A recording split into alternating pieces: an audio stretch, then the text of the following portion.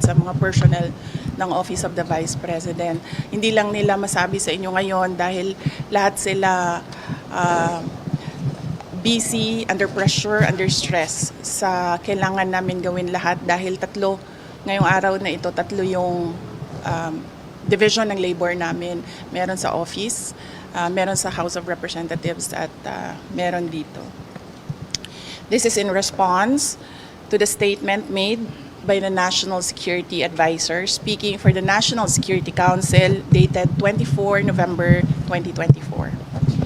National security pertains to the protection of our sovereignty, the safety of the Filipino population, and the preservation of our democratic institutions.